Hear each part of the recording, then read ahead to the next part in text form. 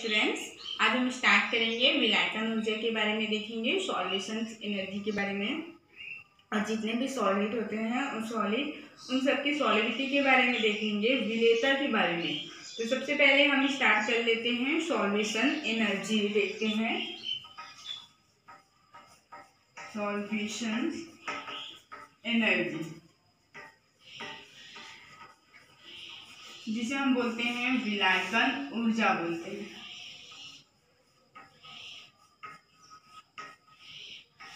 विलायकन ऊर्जा, तो बात कर ले विलायकन ऊर्जा होता क्या है। देखें तो विलायकन ऊर्जा को जानने से पहले सबसे पहले तो ये जान लेते हैं कि आखिर ये विलायकन है क्या। ये जो हम सॉल्यूशन बोल रहे हैं ये है क्या।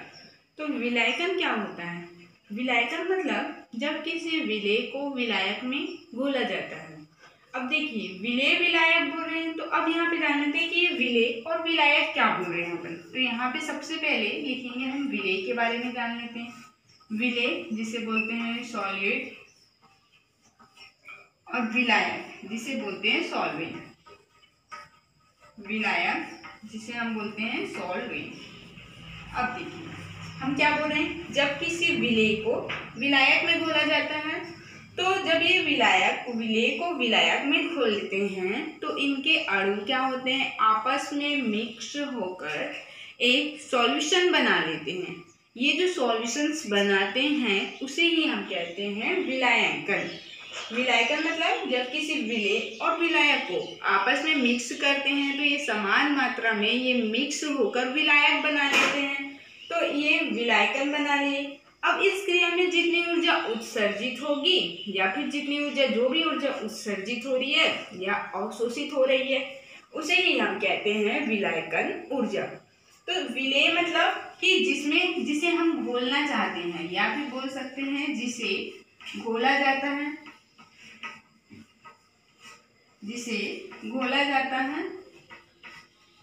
और सॉल्वेंट मतलब होता है जिसमें हम उस किसी चीज को डिसॉल्व कर रहे हैं, जिसमें डिसॉल्व करते हैं, जिसमें घोलते हैं।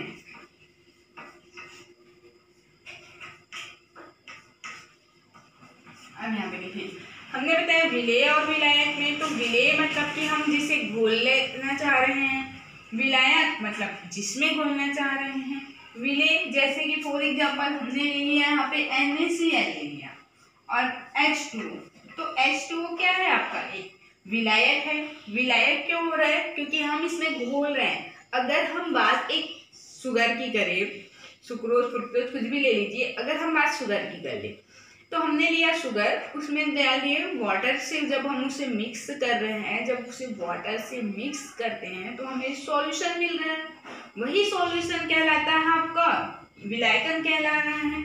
विलायक मिल गया, हमें विलयन मिल गया। विलयन कैसे मिला, जब हम शुगर को वाटर में मिक्स कर रहे हैं तो हमें विलयन प्राप्त हो रहा है, वही विलयन कहलाता है विलायकन।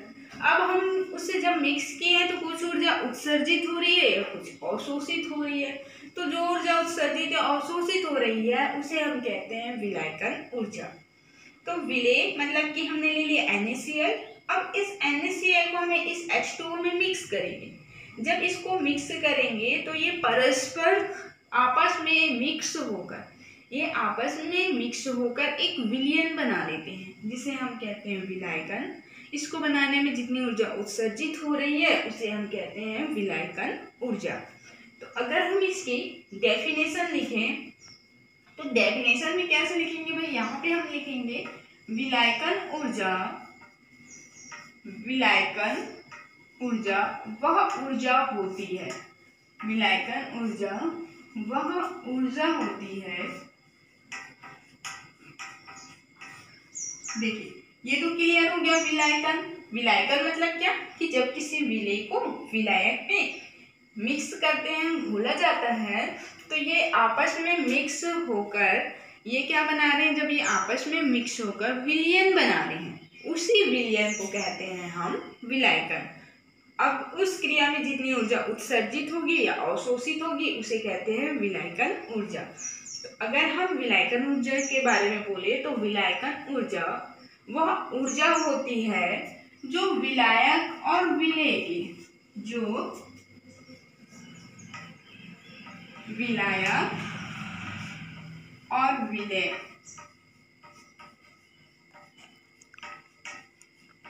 के परस्पर अन्योन्य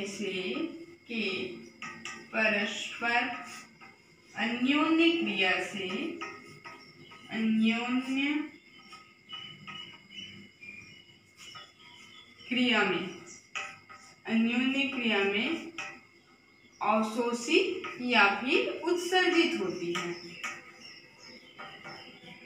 अवशोषित एवं उत्सर्जित या फिर अवशोषित या उत्सर्जित लिख सकते हैं।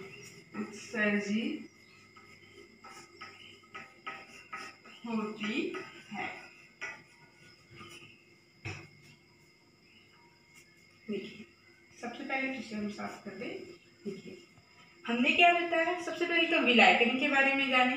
विलायकन मतलब विलेय को विलायक में मिक्स करते हैं।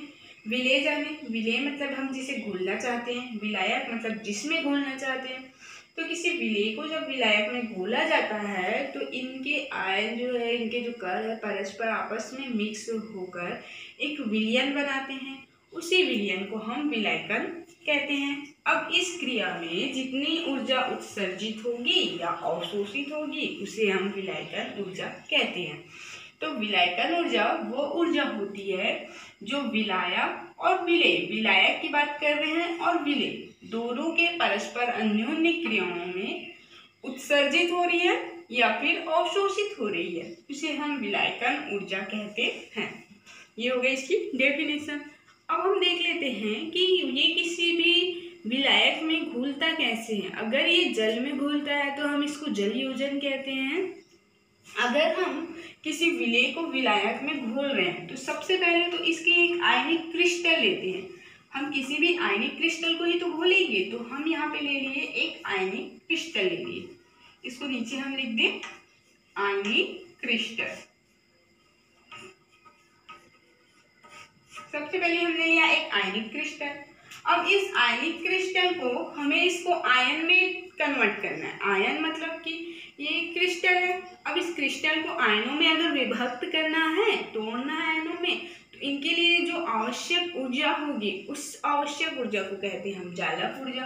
तो सबसे पहले तो ये आयन में डिवाइड हो गया भाई, M+ हो गया और ये हो गया आपका X- हो गया।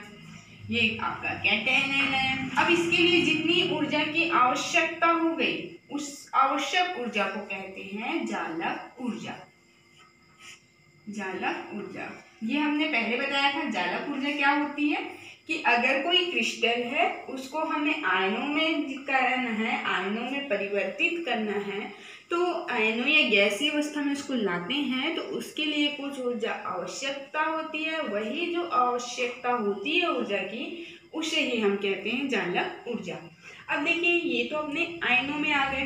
अब ये जब आयनों में आए हैं तो हम इसमें मिक्स कर देंगे। क्या जल मिक्स करेंगे तो ये होगा आपका M+ में क्या होगा आपका, ये हो जाएगा X- जल ले लेंगे, वाटर ले लेंगे। अब हम जब इसमें मिक्स करेंगे, जब ये आयनों में विभक्त हो गए, आयनों में जब विभक्त हुए हैं तो अब हम इसके साथ जल में मिक्स कर दे। हमने क्या लिया, एक विलेय लिया, एक क्रिस्टल लिया। इस क्रिस्टल को उसके पहले तो आयनों में डिवाइड की। अब ये आयनों में डिवाइड हो गया, इसको जल में मिक्स करें तो ये क्या बना लेगा आपका एक्वस बना लेगा। तो ये हो जाएगा M aqueous plus X aqueous plus जलयोजन। जलयोजन, जलयोजन जिसे हम H से प्रेजेंट कर रहे हैं। जलयोजन मतलब कि क्या बोल रहे हैं, हाइड्रोजन के बारे में बात कर रहे हैं। तो ये हो जाएगा जलयोजन जिसे हम H से प्रेजेंट कर दिए। अब यहाँ पे देखिए, ये तो क्या हो गया, आपस में मिक्स हो गई। इसको इस तरीके से अगर हम लिख दे L = H-U लिख दे। L मतलब क्या है, किसी विलयन की उसकी तनुता पर ऊष्मा बोल रहे हैं, या फिर बोल सकते हैं किसी विलायक की तनुता पर ऊष्मा। H मतलब क्या है आपका, यहाँ पे जलयोजन है, इसको हम लिख दें H मतलब क्या लिखे हम, जलयोजन। और U मतलब लिख रहे हैं हम यहाँ पे जालक। जालक ऊर्जा के बारे में बात कर रहे हैं और ये क्या हो गई आपकी जलयोजन ऊर्जा, और L क्या है, इसकी विलायक की अनंत पर उसकी ऊष्मा के बारे में बात करें। तो किसी भी क्रिस्टल में या फिर बोल सकते हैं किसी विलायक में अगर जालक ऊर्जा का मान जितना अधिक कम होता है, जालक ऊर्जा जितना अधिक कम होता है वह जो है विलायक में उतनी ही आसानी से घुलता है। इसकी मान देखिए, जालक ऊर्जा के मान में जितनी कमी आएगी, कमी आ गई मतलब कि जल योजन के मान में क्या हो गया, वृद्धि हो रही है, मतलब कि यहाँ पे विलायक क्या हो गया, अधिक स्टेबल हो गया। कोई भी विलायक जितना अधिक स्टेबल होता है, जितना अधिक स्थायी होता है, वो किसी भी चीज को उतनी ही शीघ्रता से उसमें घोलता है। तो अगर हम बात कर ले जालक ऊर्जा की, तो जालक ऊर्जा का मान जितना अधिक कम होगा या फिर बोल सकते हैं जितना कम होता है, उसमें जल योजन की मान जो है वो उतनी ही आसानी से ये क्या होगी भाई, विलायक में विलय होगी। अगर इसका मान अधिक हो जाता है तो ये क्या होगी, इस विलायक में विलय नहीं होगी। अब हम इसको एक एग्जाम्पल के जैसे बता देते हैं। इस जो हमने लिखा है ये क्रिस्टल को जल में मिक्स किए तो ये तो घुल गया। अब हम इसको एक स्ट्रक्चर से अगर बता दें कि ये कैसे घुला है, तो सबसे पहले तो इसको नोट कीजिए। चलिए इसे साफ कर दें हम। देखिए अब हम अगर इसका स्ट्रक्चर बना लेते हैं, जैसे हमने लिया NaCl, तो हमने ले लिया यहाँ पे Na+ और ये ले लिया हम Cl-। अब इस आयनिक क्रिस्टल है, इस आयनिक क्रिस्टल को हम जल में डिजोल्व करेंगे। जल में डिजोल्व कर रहे हैं मतलब क्या होता है, आपके पास H2O होता है, तो ये एक H, ये बना लिया आपका H2O। वैसे ही यहाँ पे हम कर दें H और H, यहाँ पे हम कर दें तो ये बना लेगा आपका H। O में माइनस चार्ज, H पे प्लस क्या होगा आपका प्लस चार्ज, माइनस चार्ज, इस हिसाब से plus charge, minus charge, plus charge, minus charge. ऐसे ही अगर हम इधर कर दें तो ये बनाएंगे आपके H+,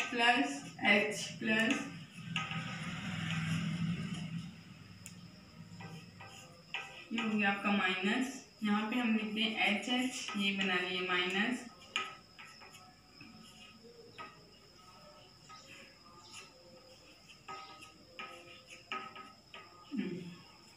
यहाँ पे देखिए ये बन गया क्रिस्टल का स्ट्रक्चर।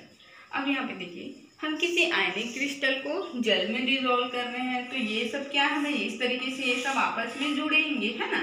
तो यहाँ पे हम बोल रहे हैं कि किसी भी आयनिक क्रिस्टल को जब हम जल में जल में घोलते हैं तो इसके जो क्रिस्टल के जो धन आयन होते हैं, ये क्या होते हैं, किसी विलेय का धन आयन विलायक के ऋण आयन की ओर आकर्षित होगा और इसका जो ऋण आयन है वो धन आयन की ओर अट्रैक्ट होगा।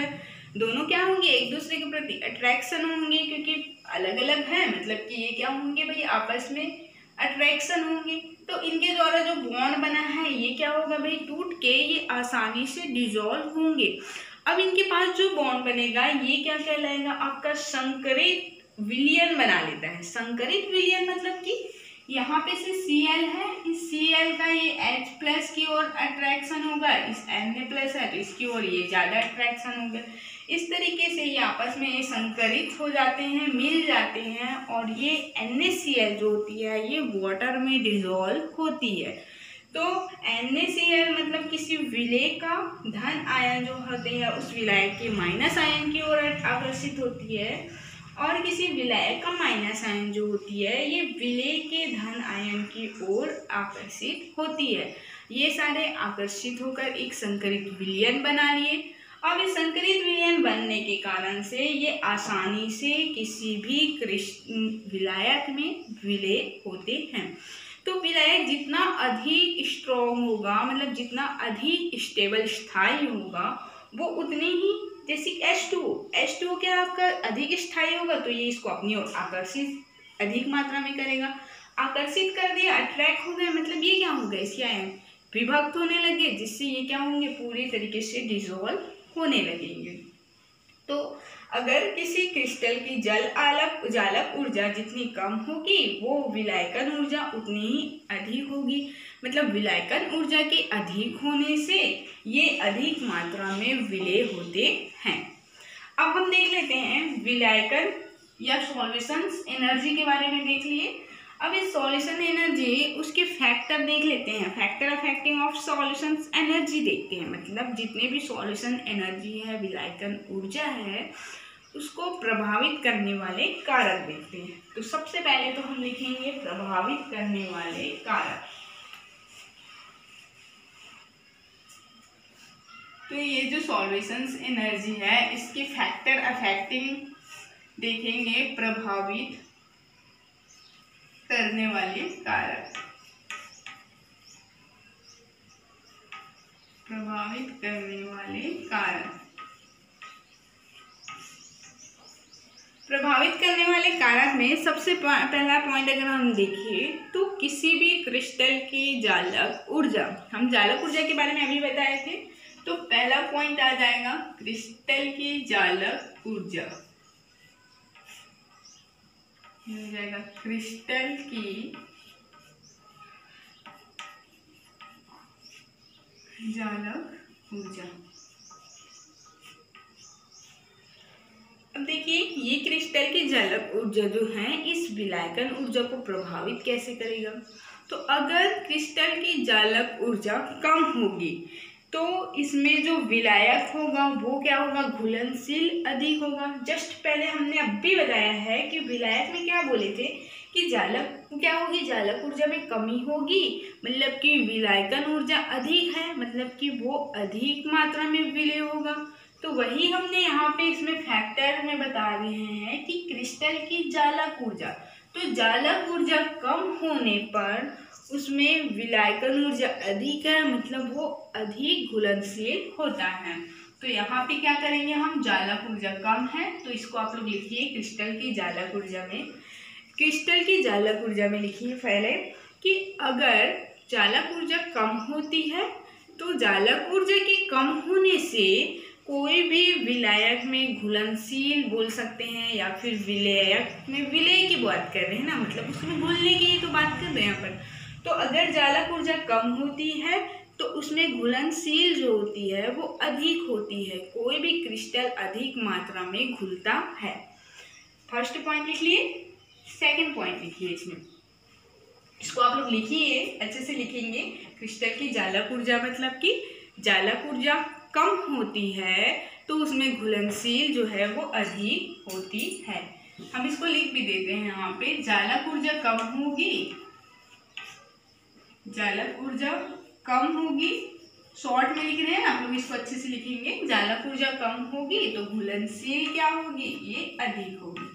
तो घुलनशीलता या फिर विलायकता जो होगी अधिक होगी, ये अधिक होगी। सेकंड पॉइंट लिखें। तो सेकंड पॉइंट में क्या लिखेंगे कि विलायक योजन ऊर्जा लिखेंगे। इसकी जो विलायक की जो योजन ऊर्जा है उसके बारे में बात कर रहे हैं हम। तो विलायक योजन ऊर्जा, तो विलायक योजन ऊर्जा में क्या बोल रहे हैं अपन कि ये जितनी अधिक होगी घुलनशील उतनी ही अधिक होगी। जस्ट अभी हमने बताया विलायकन ऊर्जा के बारे में बात की, जालक ऊर्जा कम हो गई मतलब वो अधिक घुलनशील हो गई। लेकिन अगर विलायकन ऊर्जा के बारे में बात करें, विलायकन ऊर्जा मतलब क्या कि कोई भी विलेय पदार्थ जो है वो किसी विलायक में जितना अधिक घुलेगा, वो जितना अधिक घुलेगा मतलब कि उसमें क्या होगी भाई, उसकी जो एनर्जी होगी वो उतनी ही अधिक होगी। तो हम बात किसी विलेय की, किसी विलायक में घुलनशील की बात कर रहे हैं, वो कितनी मात्रा में घुलता है, डिजोल्व होता है, उसके बारे में।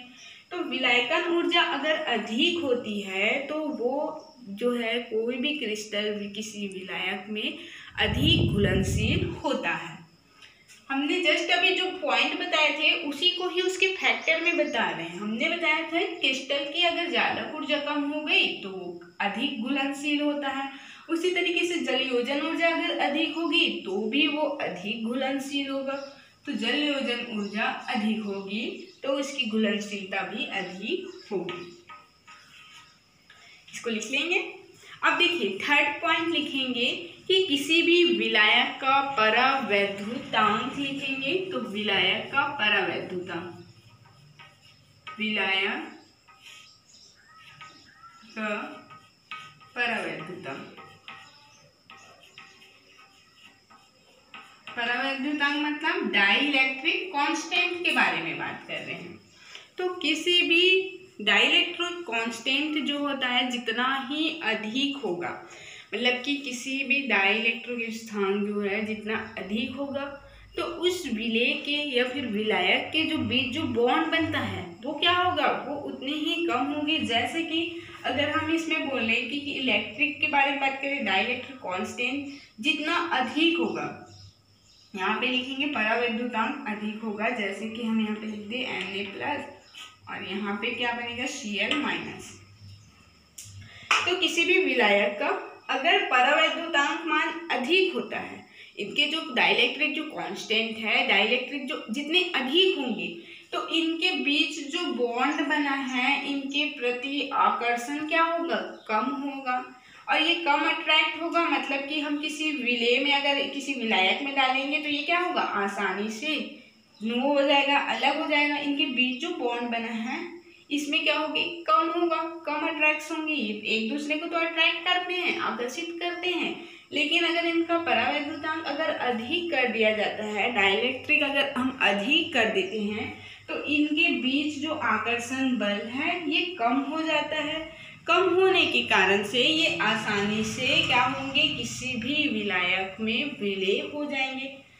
कम रूप से ये बंधे, इनके बीच आकर्षण कम है, मतलब ये आसानी से डिवाइड हो जाएंगे। आसानी से डिवाइड हो गए मतलब ये क्या होंगे, वाटर में क्या होंगे, आसानी से मिक्स होंगे। अब जब ये वाटर में आसानी से मिक्स हो रहे, मतलब इनकी घुलनशीलता क्या हो गई भाई, अधिक हो गई।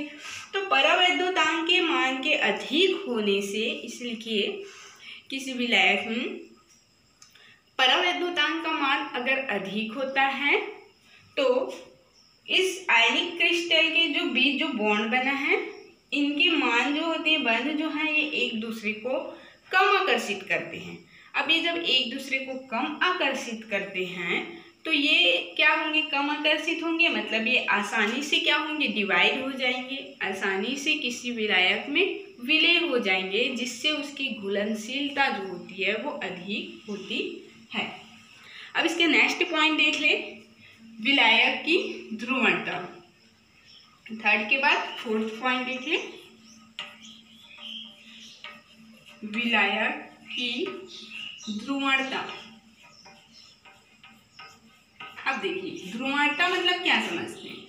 सबसे पहले तो ध्रुवणता के बारे में हम जान लें। ध्रुवणता मतलब ध्रुवीय होना, मतलब कि पोलर होना, मतलब कोई जो आयन है, एक धन आयन एक ऋण आयन है, तो जो अधिक माइनस आयन होता है वो क्या हो गया, अपनी ओर अधिक आकर्षित करते हैं। मतलब कि किसी भी कंपाउंड का बोल रहे हैं हम, धन आयन और ऋण आयन दो भागों में ध्रुवित हो जाना। जैसे कि हम बात कर रहे HCl, तो अलग अलग है, तो H क्या होगा आपका प्लस में हो जाएगा, Cl क्या होगा माइनस में हो जाएगा।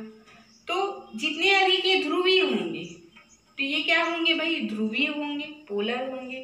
और नॉन पोलर मतलब क्या होगा, अध्रुवीय, मतलब कि अगर एक ही कंपाउंड है, मतलब कि एक ही चाहे तो माइनस माइनस हो या प्लस प्लस, तो एक ही मॉलिक्यूल से दो मॉलिक्यूल्स ले लिए हम, किसी एक ही अणु के दो मॉलिक्यूल्स ले रहे हैं, तो ये आपस में क्या होंगे, ये नॉन पोलर होते हैं। नॉन पोलर मीन्स क्या बोल रहे हैं, जैसे कि हम बात क्लोरीन की कर ले, क्लोरीन के दो अणु लिए, तो क्लोरीन क्लोरीन क्या होंगे भाई, क्लोरीन और क्लोरीन दोनों में तो माइनस चार्ज है, तो दोनों की जो चार्ज है वो क्या है यहाँ पे सेम ही है, तो ये क्या होंगे यहाँ पे नॉन पोलर होंगे। बट यहाँ पे देखिए HCl में क्या है, इसकी जो चार्जेस है, ऋण आयन जो होती है वो अधिक होती है, इस धन आयन की थोड़ी, धनात्मक जो आयन है ये थोड़ी कम होती है, और माइनस आयन क्या होगी इसकी अधिक होती है। तो ये क्या हो गया, आसानी से ये ध्रुवित हो गए हैं, मतलब कि प्लस आयन माइनस आयन में हो गए। बट इन दोनों की तो चार्ज सेम है, क्लोरीन के हमने दो अणु लिए हैं, बट दोनों में तो माइनस इक्वल है, माइनस माइनस ही है, तो ये क्या होंगे, नॉन पोलर होंगे। तो किसी विलायक की ध्रुवणता पर डिपेंड करता है। ध्रुवणता जो है इस विलायकन ऊर्जा को प्रभावित करता है। कोई यौगिक जितना अधिक ध्रुवीय होता है वो उतनी ही आसानी से उसको घोलता है, उतनी ही आसानी से घोलता है। मतलब हमने अभी बताया था H2O के बारे में, तो आपका क्या था, H प्लस में था और O क्या था आपका माइनस में था। तो ये जितना अधिक ध्रुवीय होता है वो उतनी ही आसानी से किसी भी पदार्थ को विलायक होता है या फिर उतनी ही अधिक आसानी से उसको वो घोलता है। चलिए अपन देखते हैं पांचवें चीज को देखेंगे। पांचवें को देखेंगे, इसके प्रभावित करने वाले कारक में हमने फर्स्ट बताया, सेकंड बताया, थर्ड बताया, फोर्थ बता दिए। अब देखेंगे फिफ्थ। फिफ्थ में क्या बताएंगे कि आयनिक आवेश के बारे में बताएंगे। आयनिक आवेश मतलब कि कोई भी, ये ले लिया हमने, जैसे फर्स्ट तो इसमें लिख लेते हैं आयनिक आवेश। इस पे जो चार्ज है उसकी बात कर रहे हैं। तो अगर आवेश में वृद्धि हो जाए, मतलब कि उसकी चार्ज में अगर वृद्धि होती है तो विलेयता जो होती है वो कम होती है। विलेयता कम क्यों हो जाएगी भाई? क्योंकि जैसे जैसे उसमें चार्ज बढ़ते जाता है, चार्ज बढ़ते जाता है मतलब कि ऋण आयन क्या हो गए इसमें बढ़ने लग गई। तो ऋण आयन क्या होते हैं उसमें कम घुलनशील होने लगते हैं। अब उसके सामने धन आयन, जैसे कि कार्बोनेट की बात कर ले, हम कार्बोनेट की बात करें, सल्फेट की बात करें, इन सब में क्या होते हैं, माइनस चार्ज अधिक होते हैं। तो ये सारे क्या होते हैं, माइनस चार्ज अधिक होते हैं तो कम घुलनशील होते हैं। पर अगर हम जैसे कि बेरियम लेड की बात करें तो उसमें भी चार्ज क्या होंगे, अधिक होंगे। लेड की बात करें अगर तो पीबी में क्या होते हैं, यहाँ पे 2+ होते हैं, तो उसमें भी चार्ज कम हुए, मतलब वो और भी कम घुलनशील हुआ। तो जितने अधिक इसमें आयनिक क्रिस्टल में जितने अधिक चार्ज होते हैं, जितने अधिक उस पर आवेश होते हैं, वो उतने ही विलायक जो होते हैं वो कम घुलनशील होते हैं। क्योंकि चार्ज बढ़ गई मतलब कि उसकी जो चार्ज बढ़ गई मतलब उसमें घुलने की जो शक्ति है वो क्या हो गई, उसमें थोड़ी कम हो गई। तो जितने भी आयनिक आवेश की बात करें तो आयनिक आवेश में वृद्धि होने से उनकी विलेयता कम होती है।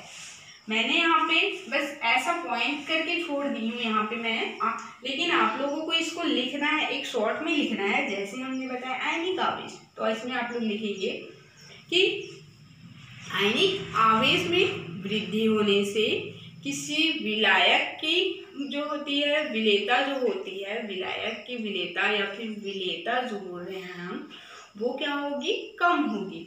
तो आयनिक आवेश में वृद्धि होने से विलेयता कम होती है।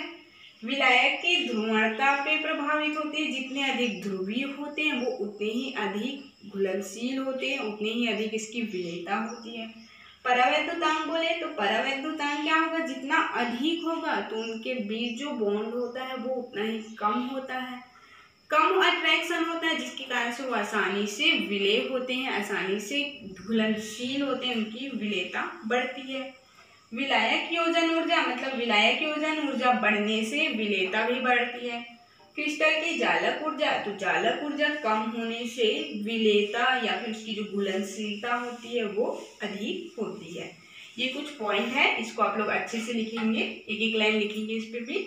अब हम देख लिए इसको प्रभावित करने वाले कारण। इसके बाद हम नेक्स्ट देखेंगे आयनिक ठोसों की सॉल्युबिलिटी देखेंगे, उसकी विलेयता। ये लिख लीजिए आप लोग। अब हम इसे साफ कर दें। आप लोग इसको इसी तरीके से लिखेंगे जैसे हमने बताया है शॉर्ट में, तो इसको लिखेंगे आप लोग जैसे हमने यहाँ पे एक को लिख दिया आयनिक आवेश लिखे हैं, तो आयनिक आवेश में वृद्धि होने से यहाँ पे लिख दें आयनिक आवेश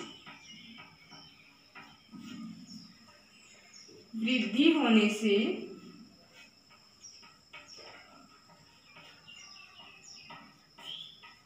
विलेयता कम हो जाती है, विलेयता कम हो जाती है,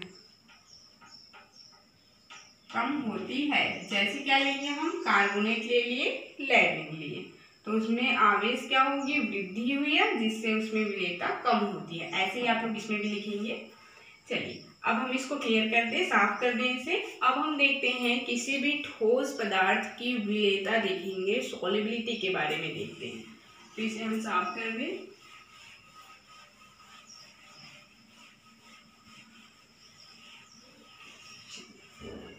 अब हम देखेंगे आयनिक ठोसों की विलेयता के बारे में देखेंगे, सॉल्युबिलिटी ऑफ आयनिक सॉलिड के बारे में देखेंगे। तो आयनिक ठोसों की विलेयता यहाँ पे लिख दिया हम, आयनिक ठोस की विलेयता मतलब कि कोई भी ठोस जो पदार्थ है, कोई आयनिक ठोस है, उसकी सॉल्युबिलिटी के बारे में बात कर रहे हैं हम। वो कितने अधिक सॉल्युबिलिटी होती है, कैसे सॉल्युबिलिटी होगी, कैसे उसमें विलेय होगी, कैसे होगी, ये सब के बारे में हम यहाँ पे पढ़ेंगे। तो आयनिक ठोसों की विलेयता मतलब कि कोई भी यौगिक या कोई भी कंपाउंड जितना आयनिक क्रिस्टल बोल रहे हैं, तो हम या फिर आयनिक क्रिस्टल भी बोल सकते हैं। तो किसी भी आयनिक क्रिस्टल का जो डाइलेक्ट्रिक जो कांस्टेंट होता है वो जितना अधिक होता है, डाइलेक्ट्रिक का मान जितना ही अधिक होता है, वो उतना ही विलेय जो होती है उसमें अधिक होती है। हमने अभी जस्ट इससे पहले बताया था कि डाइलेक्ट्रिक अगर अधिक है, डाइलेक्ट्रिक मतलब उसकी जो परावैद्युतांक है वो अगर अधिक है तो उसकी विलेयता भी अधिक होगी। जैसे कि हमने यहाँ पे NaCl का बताया था अभी, Na+ और यहाँ पे लिख दिया हमने Cl-। अब यहाँ पे देखिए, हमने अगर H2O के साथ डिजोल्व किए, इसको अगर हम H2O के साथ डिजोल्व कर रहे हैं, ये ले लिया हमने O-, ये प्लस, यहाँ पे हमने ले लिया H+, ये हो गया आपका O-। इसी तरीके से ये यहाँ पे पूरे क्या है, ये सारे जो पूरे सिस्टम है ये क्या आपका H2O है। अगर हम बात कर ले तो ये क्या है आपका पूरा एक सिस्टम के अंदर में है। किसी चीज में ही तो हम डिजोल्व करते हैं ना, तो ये पूरा एक सिस्टम है, इसके अंदर हमने NaCl और H2O दोनों को मिक्स कर दिया है। तो अगर हम यहाँ पे ले लें H, ये बना लिया आपका O-, ये प्लस।